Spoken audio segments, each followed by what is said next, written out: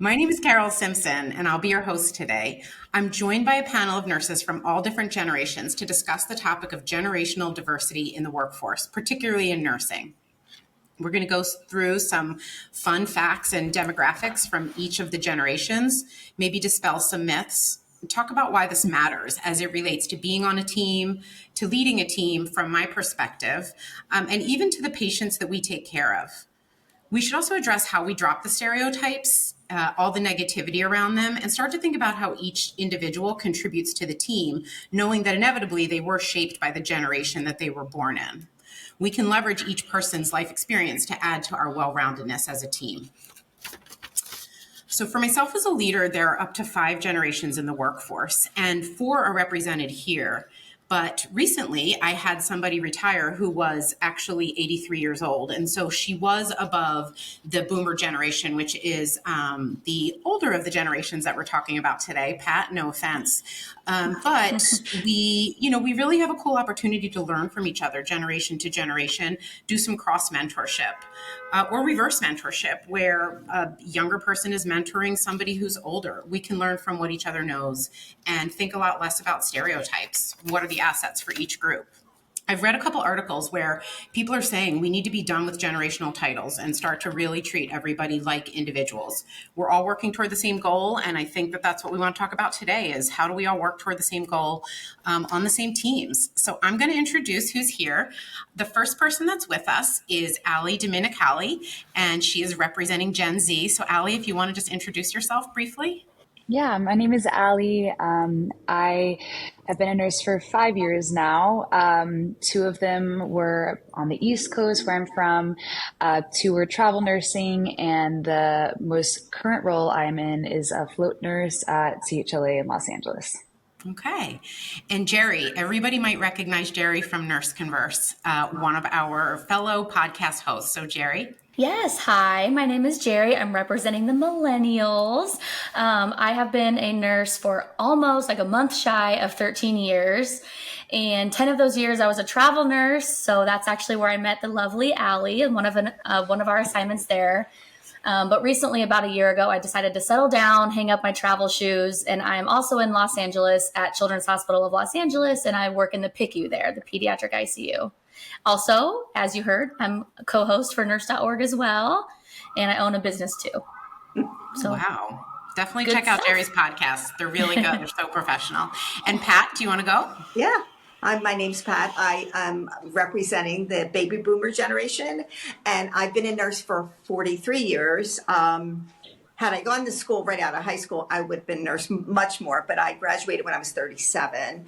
And I went to Children's Hospital of Philadelphia and had an amazing multi-dimensional career there for 35 years, retired at 70, and stayed home for a little bit, just reading the paper in the morning and realizing I didn't have enough money to travel. So I joined a private HEMONC adult practice, which is pretty close to my home. And I've been doing that per diem for the last 6 years. Amazing. And again, my name's Carol Simpson, and I am representing Gen X. I've been a nurse for 27 years. I am currently in a leadership role in New York City, but I did meet Pat in Philadelphia. And oddly, we learned this afternoon that Allie, Jeri, Pat, and I are all pediatric oncology nurses by background, and we didn't plan that, and we didn't know that, but something brought us here together, so it's kind of cool. We're not talking about pediatric oncology, but we are going to talk about generations. So forgive me looking at my notes. Pat, I'm going to start with you. I want to read just a couple things that are in the literature about your generation and just sort of hear how this resonates with you or does not. At the end, I'm going to also just mention a stereotype about your generation. You can tell us if it's true or not, and they're not meant to be offensive at all, but they're things that I read in the literature, and I got to thinking, I don't know if that's offensive. I think it is. I think mine is. I don't know. Let's listen. So Pat, your crew was born, debatable on some of these years, but 1945-ish to 1964, some of the things that were happening as you were coming of age with the civil rights movement, the Vietnam War, activism, individualism. You were post-World War II. There were over 78 million babies born during the baby boom. Allegedly, you are disciplined, you're hardworking, you love teamwork, you're really loyal to your workplace, you value job security. Typical to have a strong work ethic. As I said, lots of personal accountability. The stereotype about your generation is that you're slow and that you cannot use technology. So just thinking through those things that you heard, does any of that resonate with you, Pat? I think the positive attributes sound great. Uh, the negative ones, I'm not a slow walker. I'm not a slow worker. In my recent job, which, the women I work with now, the nurses did not know me before. And the one woman was trying to rush me one day, and I turned to her and I said, when I was your age, I could run circles around you. But I think the interesting thing when you talk about the technology, I was actually offered the position of being when we went to Epic, to be the clinical champion for oncology, because we had to actually build out the whole system. And we were sitting at the table, all of us, and I remember saying, I'm the only one at this table that actually had an inkwell at the table and wrote with a fountain pen at school. And I found that, I don't really have a problem with technology. I think because of that, because of, really creating that whole system. And I will say that sometimes I think about how easy it was when I first went to CHOP to sign out a med. We had Cardexes, and all you had to do was put your initials on. Now, to sign out a med, you have to log into the computer. You have to find the patient. You have to find the med. And I do think that it takes a lot longer. And I think that's something that we all need to be aware of, about I love when we could just document face to face with the patient. So that's my experience. I agree with that. I think everything takes longer than it used to. It's, it's actually really different. I feel like it used to be so easy, like you said, to sign out a med, or, nothing was beeping at you. Nothing failed. Your pen, I guess your pen could run out of ink, but it was like, I just put my initials next to a med, understanding all of the safety things that are in place today, right. But it really is different. So I'm going to read about myself. Allegedly, we were born between 1965 and 1979. There was economic uncertainty. There were tech advancements just starting. I had email by my sophomore year in college, I believe. MTV was a thing. Went back when MTV actually played music. The Berlin Wall came down. It was post-Cold War. Parents were starting to both work outside the home, and so they called us latchkey kids because we let ourselves in after work or school. Our parents were both at work. We kind of raised ourselves, like they make jokes about how we weren't allowed in the house during the summer. We could drink out of the hose. You came home at dinner, and who knew where I was? I mean, both my parents were so supportive and loving, but they didn't know where I was all day for sure. I absolutely raised myself. Says that this generation embraces nonconformity and diversity, values work-life balance. They're very independent, often leaders, which makes sense if you raised yourself. Pretty self-reliant, don't love to be coached, skeptical of authority. Stereotype is that we're slackers. I don't know what I think about that. It's weird that the stereotype is you're a slacker, but many of them became leaders. I'm not sure where. I feel like the whole kind of grunge movement was a little bit wild. Maybe we were, I don't know, angry and cranky, but I don't know. I don't think slackers hits for me personally. I have a lot of really successful friends as well. So I'm going to say I don't love that one. So millennials, or Gen Y, born between 1980 and 94, although that's a really fluid moving generation as well. You guys were the first digital natives, growing up with social media and smartphones. Lots of talk about kids. Everyone gets a trophy that your helicopter parents were always around you, trying to keep you safe. They coached you and mentored you a lot. I hear you are the most well-educated of the generations. I know. And highly educated. I liked that. You're into inclusivity, flexibility, collaboration. You value freedom. You value flexibility. And then your stereotype again came to everybody needs a trophy, and that you're really praise dependent. Okay, that's really cool. I like hearing that, because I guess I've never really sat and researched what our stereotypes are. I know for a long time we had the stereotype of entitled to, and then I feel like we'll get into that. But Gen Z came in, and now it's their stereotype. But but yeah, I think let's see what resonates with me is I really like that it touched on the fact that we're the generation that knows both before technology and after technology. Facebook came out, and like when it came out, it was meant for college students, and I was in my freshman year of college when it came out. So and so that's kind of like definitely unique to our generation in the sense that we're the only one that knows before and after as far as like the social media presence. How that affects us at work, I'm not totally sure, but that does resonate with me for sure. And then what were the stereotypes? The trophy. Yeah, That's just like you always interesting. feel like you need to be, patted on the head or Yeah, I don't know if that resonates. I guess it's hard because I'm like, that's nice for sure. Who doesn't like a little bit of that? But I don't know that I need it necessarily. yeah. So maybe there are some that feel like that. Yeah, totally.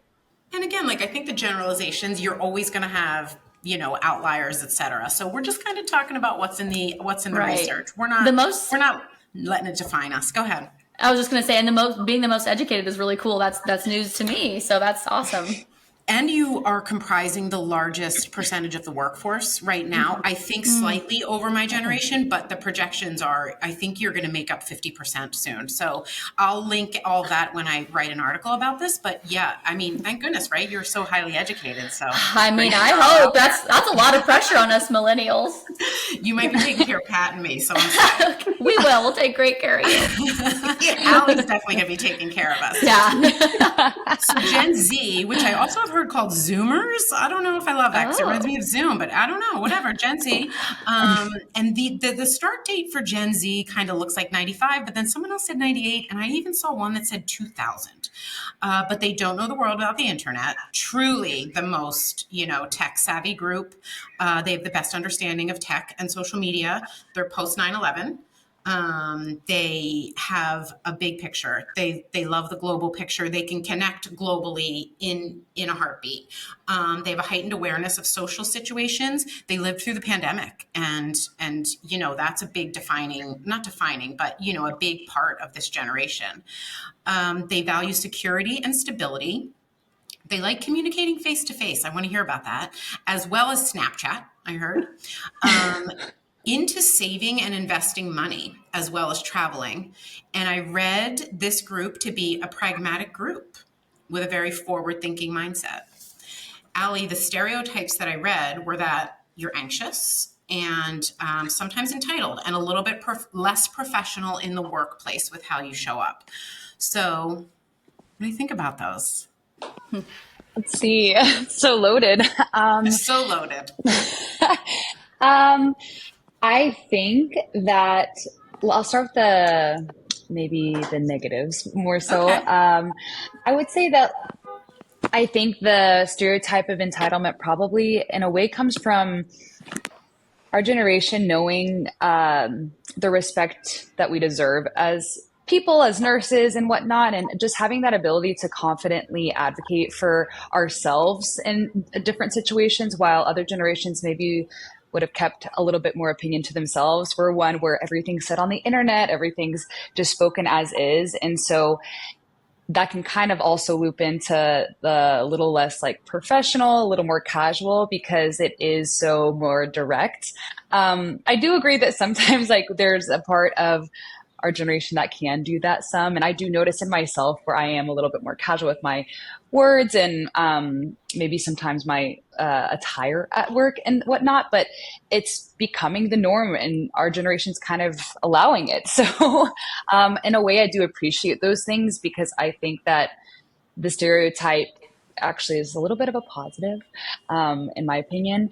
And then I also think like what you were saying with the face-to-face communication, that is absolutely my favorite way to communicate with people. I think that we are so used to having technology, but we're also so used to having FaceTime. We're so used to having an ability to see people's faces on screens and communicate in that way. If I'm calling somebody, my mom hates it. I'm FaceTiming her, even when she's at work, anything, she works at the hospital too. So she's like, what are you doing out? Like we've had to make a rule now because like I just couldn't stop doing it. But I'm like, I just want to see your face, I just want to see how you're doing, She's like, I'm in the ICU working still. Wow. So I think that when it comes to receiving feedback or having conversations, like reading an email is so unengaging for me. I'm just like, I'll read those when I sit at my desk at work and I kind of have nothing else to do. Like if somebody is really wanting to have a conversation with me that's impactful, it's definitely in person. So Wow. Okay. So your version of face to face might be FaceTime. That actually like hits for me because I see my own children talking a lot on FaceTime. They are almost 21 and almost 18, and that's totally normal for them. When I read this about face to face, I was thinking you come to my office to talk to me, but maybe it's a mix. And interesting when you're talking about being maybe somewhat casual at work. I also remember during the pandemic, a lot of people taking class at home, right? Like they were maybe taking it in their bedroom. It was a weird time. So maybe it wasn't that strange to be like in the kind of casual mode versus somebody maybe from my generation or Pat's. Like I sometimes put on a suit for a virtual meeting and it's like, they don't even know if I have pants on. Like, what am I doing? But it just feels like, this way about like needing to present yourself really formally that maybe is a thing of the past. Yeah. And I heard you're an awesome nurse, Allie, and a great communicator. Jeri really hyped you up. So, again, right? Like if you're stripping down what's important, it doesn't actually matter what you look like if you're doing a really great job. So let's stay on the communication part. So Allie just told us a little bit about how best to communicate maybe with her generation. And I feel like this comes up at work because we always wonder as leaders, how do I best get this information out there? Pat, what would you say is like the best way to communicate with people in your generation if there's an important message to throw out there? So, having gone through a lot of different phases at work, like I remember we never had beepers, then we had beepers, and then we had phones.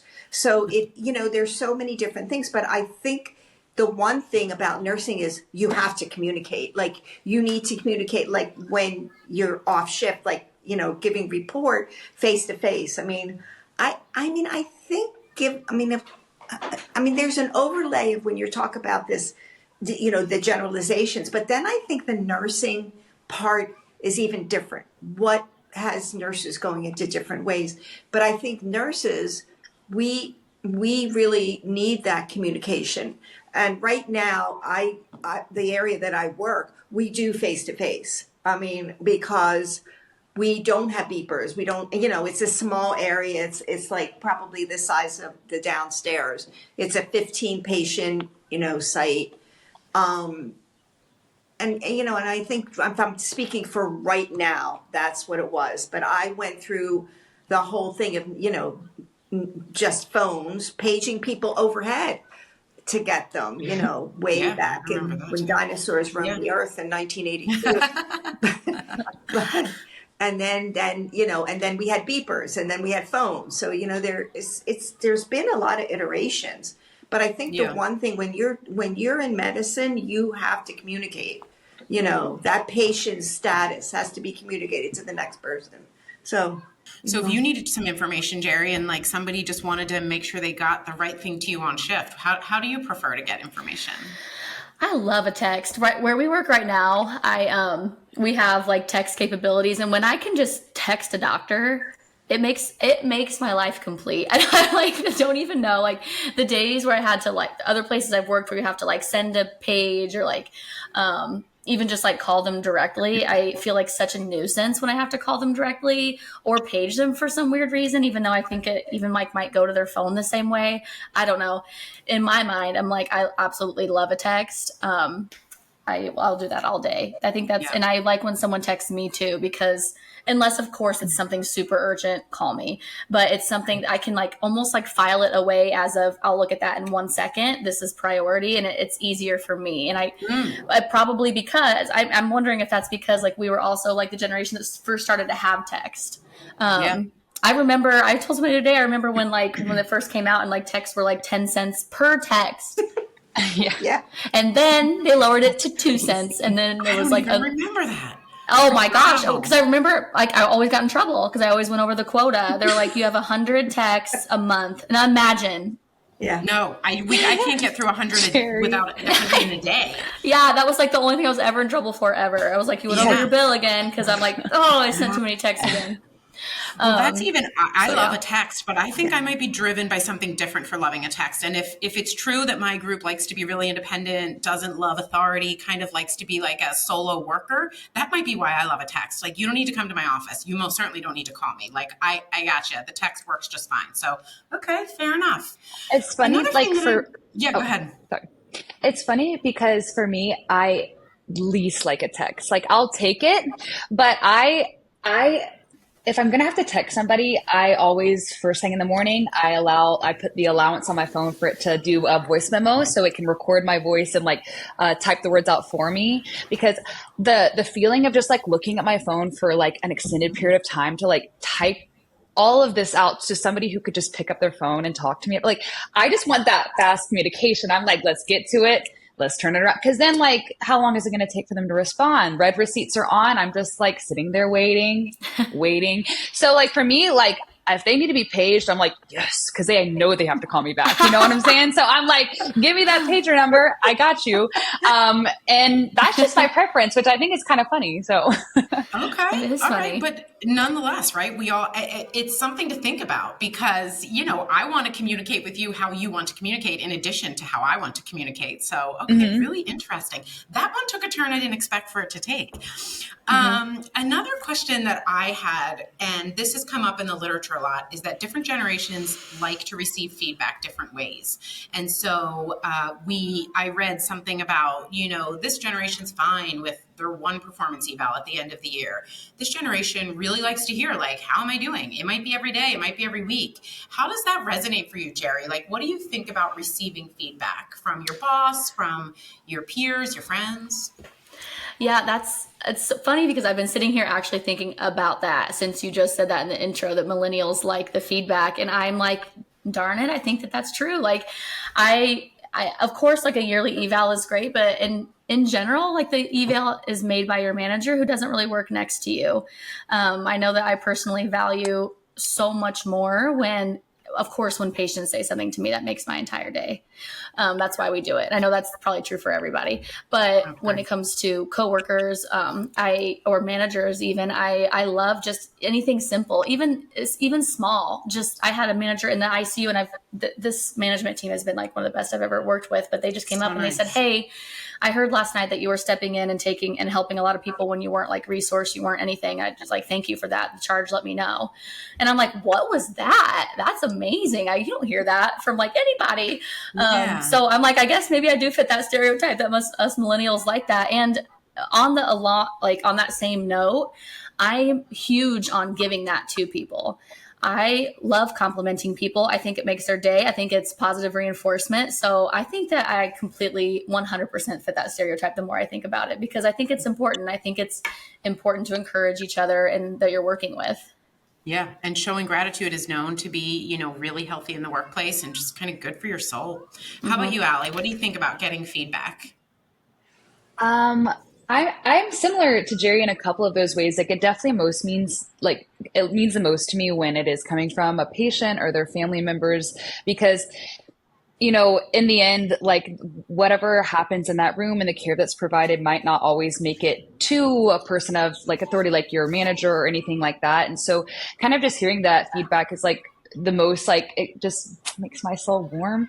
But I do feel like another thing is with our generation, and Jeri like definitely exemplifies that too, of just being really in the moment of giving great feedback or otherwise, like on the job in the moment. Like I feel like we just communicate pretty quickly with one another. Like if I'm in the room with somebody and they do something awesome, like I feel like even if it's not like a huge speech or anything like that, it's just cool to be like, dang, you really got that IV on your first try. Like, yeah. I'm so proud of you, because I feel like I have gotten used to the fact that management, and that's not like anything on them because they are busy with so many other things, but like, unless there is a letter written or like the parents go up to them, you're never going to receive positive feedback from your higher ups. And I rarely feel like I hear it from them as much as like my teammates and the patients themselves. So yeah.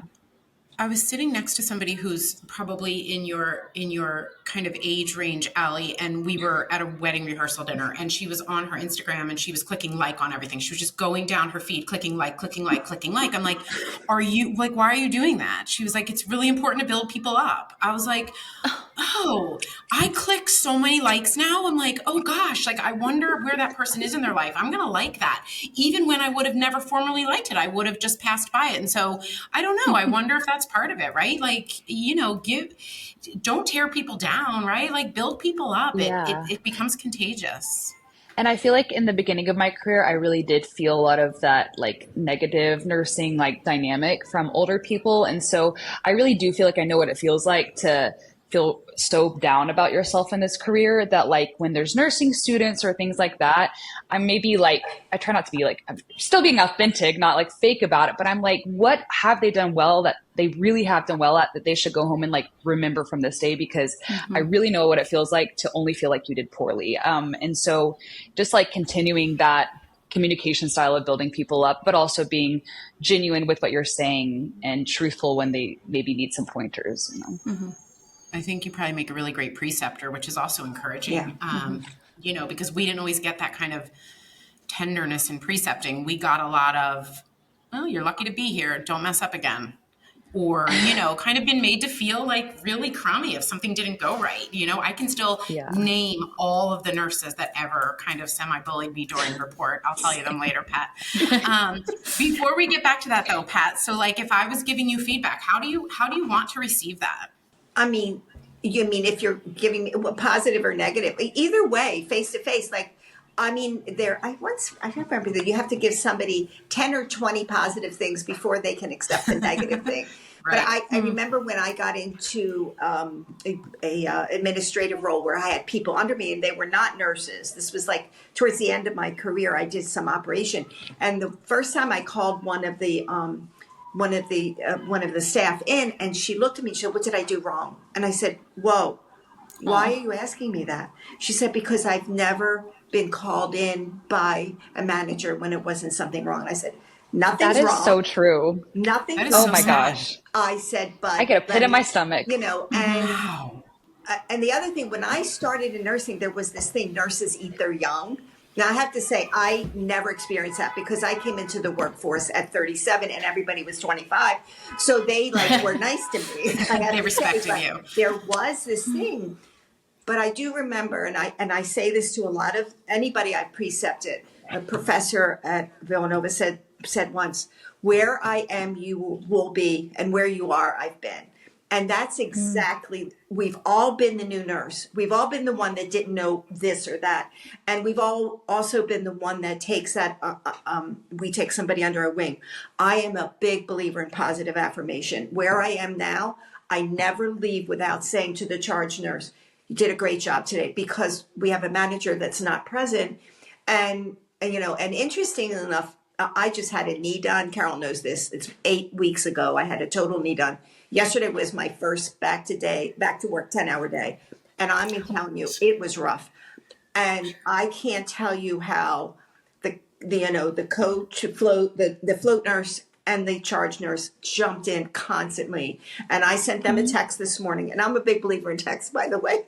Especially with my grandkids.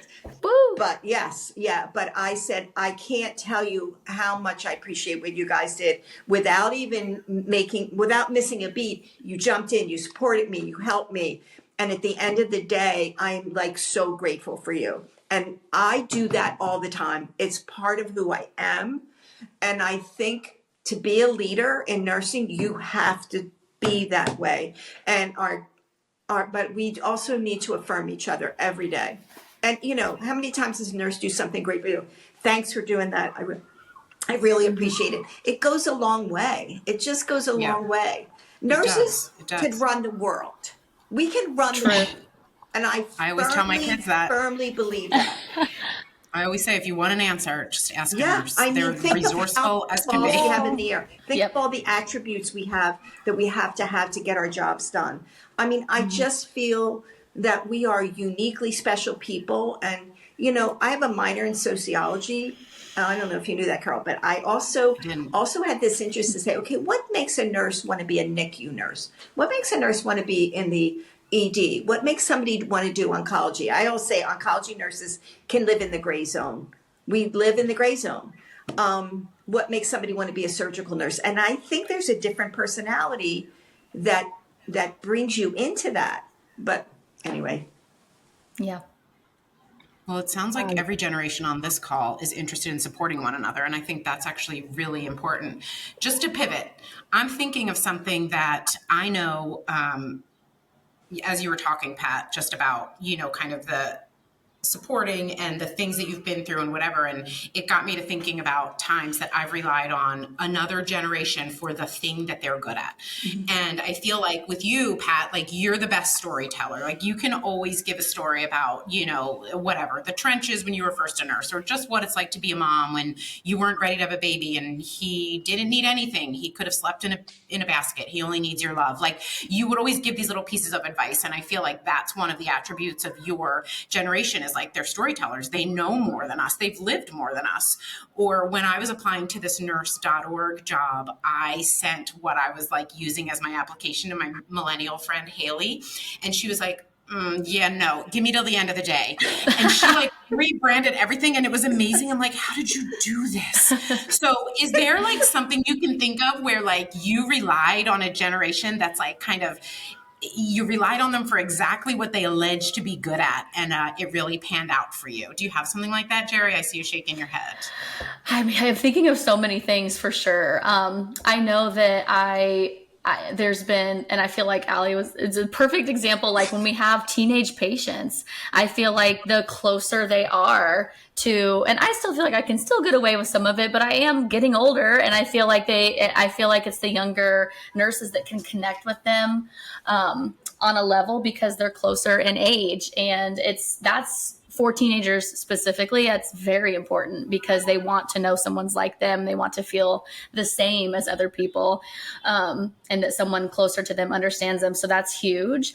I also think that something that I rely on especially at the start of my career, I'm getting more comfortable in my own skin, as you go through. But at the beginning, I just remember being like in awe of the older generations and how they were so good at managing chaos in the most calm way, the most, I don't even know how to, the advocacy that they show, how to properly advocate for their patients to physicians when the patient is going downhill.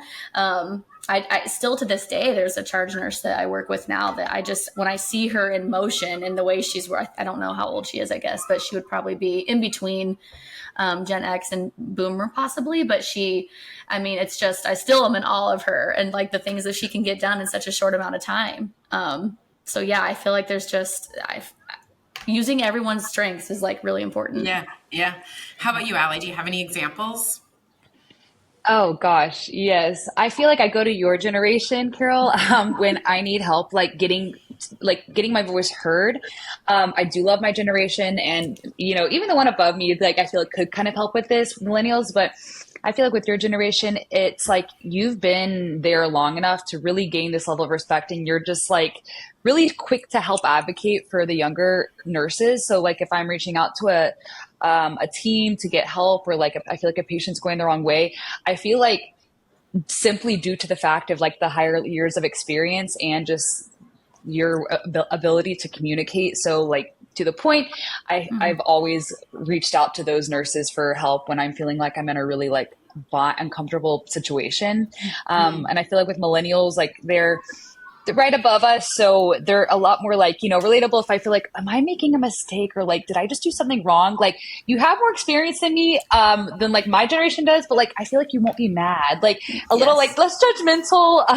So I'm like, before I go do something about it, like, I just really lean on them in that way. And then, with Pat's generation, I've worked with some nurses that are incredible with some of the stories they tell, especially on a unit I worked on as a travel nurse, and the infectious disease stories that she was telling me, especially with, kind of the change in the narrative right now with like vaccinations and whatnot. It's just so fascinating to hear her talk about when those were like coming out, and like her feelings about how things are kind of taking this shift again and taking care of like HIV and AIDS patients and the progression with TB patients. It's just amazing. Like y'all need to write a book about your careers, like so that we can always remember what was before us, because some of those things just like are kind of dissipating. So yeah.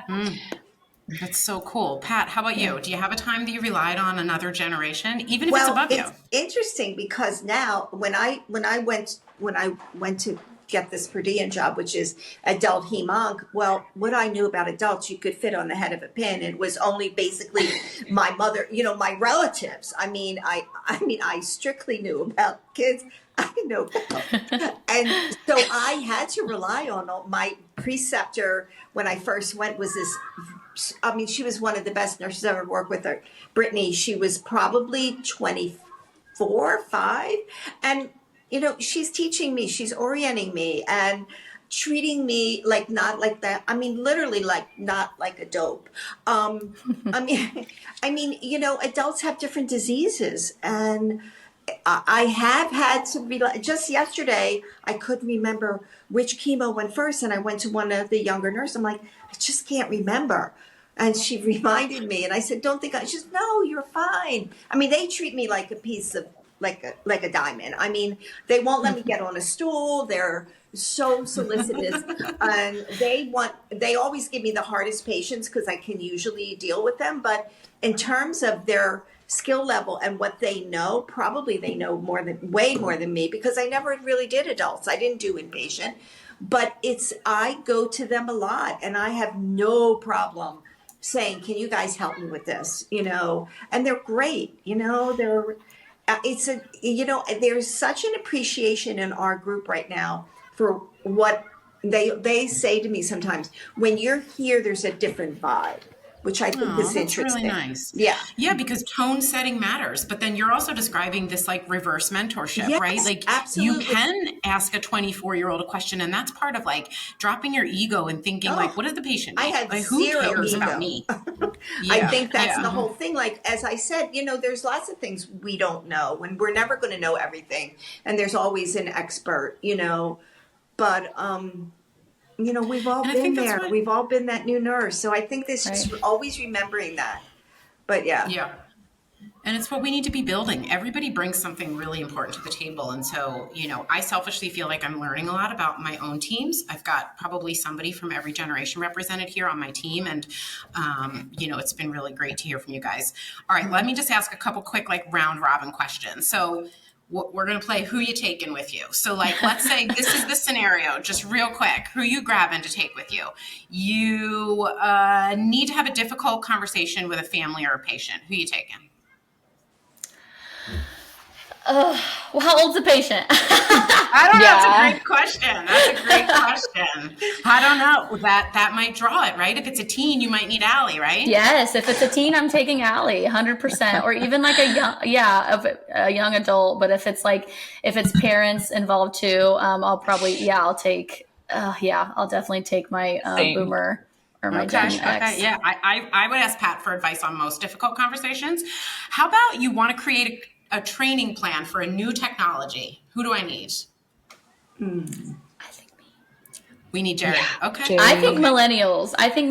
only because, again, we know both, and you've been in it longer. And like been doing the technology for longer, but also had a little more experience under the belt. Right. Okay. Exactly. Agree with that. How about I'm the leader, and I need a plan for rapid dissemination of important information. I need to reach as many people as quickly as I can. Jeri. Millennial. Jeri. The smart ones again. I'm like, I guess I can do it. I'll do it. She's going to send that group text. Yeah. Listen, actually, you're right. I'm like a group text queen. That's so right. Like, listen up, everybody. Quick. All right. What if I'm planning a team social event? Jeri. I mean, I don't know. I actually think that could be anybody, truly. I think that could be anybody, depending on what we're doing. Guys, we have a whole group text with our nurses. I mean, we don't have tons and tons. I mean, I forget how many we are, maybe 20 something, but we do that that's our communication tool. But four of us are like, we're kind of a little bit older, but we call ourselves the Nightingales, and we get together on the side and drink wine. There you go. Yeah. Oh, so maybe you're planning our social event. I know. Okay. I'm like, see, we all could do it. Also, can I be a part of the Nightingales? Yes. Yeah, me too. Maybe the boomers got it going on. I know. Right. What the heck? Well, I feel like we could do a part 2 because we're already 39 minutes deep and we probably need to wrap up. But I feel like I still have so many more questions about how people deal with change and sort of who's the most gritty and resilient generation and things like that, that I don't know, we might need to come back here and start talking about that and recognition and all those things. But I think in conclusion, we can take all of our differences, we can turn them into strengths. I think you guys have all demonstrated how we already value each other. We don't even know each other, right? And we kind of value that person that's just like us. The cross mentorship, Pat, I love that you mentioned that. So important. Like, right? It does not have to be somebody older than me. It doesn't have to be somebody, well, sometimes I reach out for someone like cooler than me or like, you know, savvier than me, but we can all, you know, rely on people of every different age group, every different generation. We can drop the stereotypes. I'm not a slacker. And really just focus on our common goals, right? Does anyone have any closing remarks? This has been so fun. Yeah, I was just going to say, I think too, it's important to, which of course it probably goes without saying, but it's worth saying, just, you know, start treating people as an individual and not our stereotypes, as we kind of touched on in the beginning, just because I know a lot of millennials who would not be good at mass dissemination of the text messages or would not be good at planning, and vice versa. I know like some Gen Z I might not want to take into my teens room. I mean, it could, everyone's individually different. So yeah, and just learning to work with them as individuals. But it is interesting to see the trends. It's a fun exercise at the end of the day. If you're emotionally intelligent and you can like kind of figure out, you know, everybody's motivation and where you're at and, you know, kind of how to regulate yourself and relate to everyone, I think it does not matter how old anyone is. I'm optimistic for the future. I think we have awesome nurses that are coming out of school. I know it was a rocky couple of years there with the pandemic, but Jeri also told me, Allie, like your generation doesn't really want to take anyone's crap. And so I actually really look forward to that as people like continue to develop, because, you know, you've got to stand up for what we need and, you know, what your patient needs, and be able to say like, yeah, no, that's not a good enough answer. And if you need to come get a Gen Xer to stand up for you, we'll do it. So, all right. I love it. In conclusion, guys. This has been such a great team. We might need a part 2 because I feel like I still have so many more notes. Thank you so much for joining us, and we look forward to seeing you in the future. Bye. Well, it was great. Thanks, everybody. Yeah. Thank you. Good night.